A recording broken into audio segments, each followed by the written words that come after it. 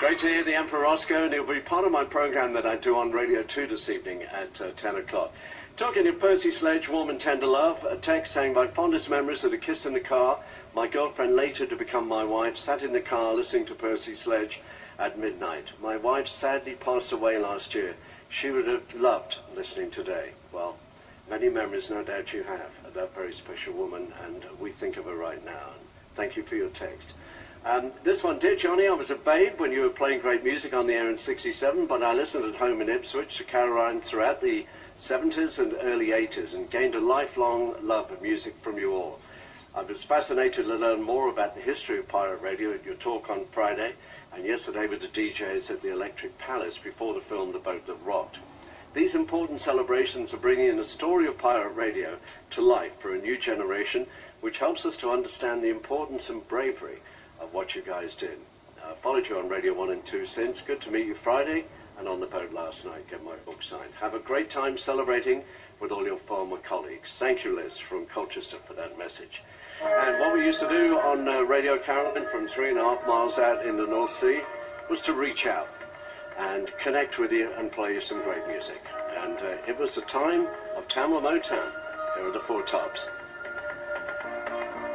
That meant leaving my family and my friends behind, and who knows how long it might have been before they saw them again. It was really going into exile, really, to go and have my shore leave in Amsterdam in Holland rather than coming back to England. But it was worth it. Everybody said, don't do it, Johnny, don't do it. It's a crazy thing to do. The Navy will come out and nab you, you'll be clapped in irons, all of that.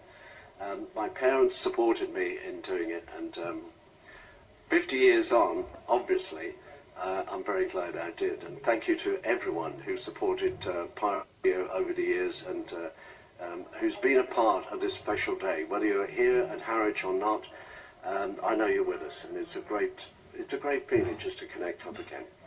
And talking to connect it up, we'll link with Ray Clark, at 3 o'clock on board the Ross Revenge. First time it's ever happened as Radio Caroline and BBC ESSEX joined together. A couple of weeks on the ship, it's from the Beatles. Close your eyes and I'll kiss you.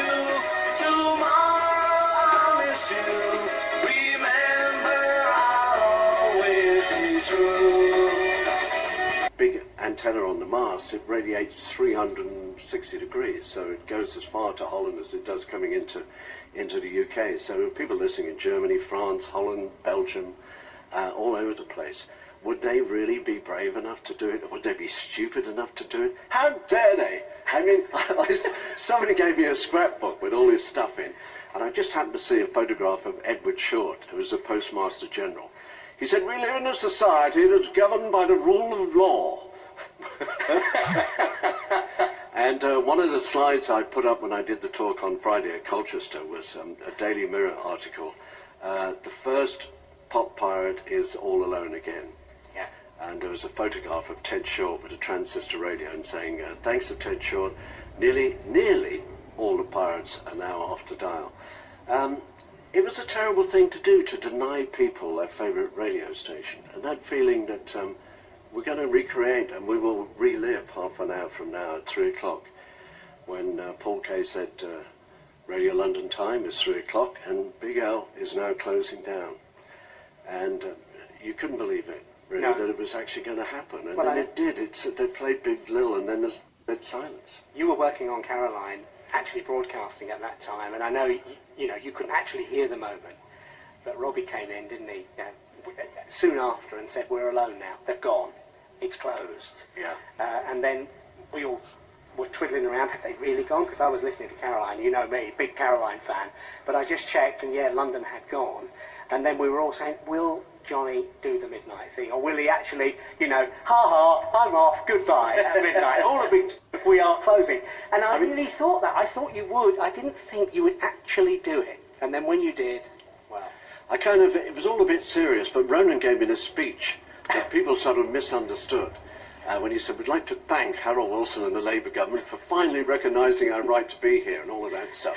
I kind of loved the way that the Boat That Rocked did it, and I met Richard Curtis, the director, and I said, I did love the way you did the midnight thing. I said, I kind of wish I'd done it that way. And he said, well, we had 40 years to think about it. But it was like, in a few seconds' time, there's going to be dead silence as we are now closing down. Only kidding, folks. Rolling Stones, let's stay the night together. It was a fantastic moment. So, Steve and Ian, thank you so much. You're welcome. For all your support. You've made it special. All of you guys have made it special. And now BBC and Radio Caroline, we're all loved up together now.